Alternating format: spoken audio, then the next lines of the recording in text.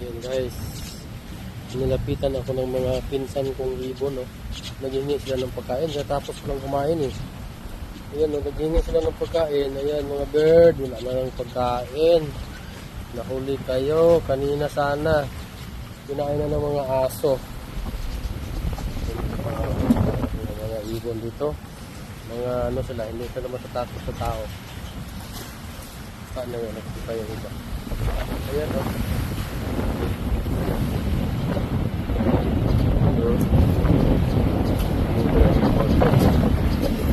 Lumapit. Lumami na sila, oh. Lumapit sa akin. Kasi pagkakas ako rin.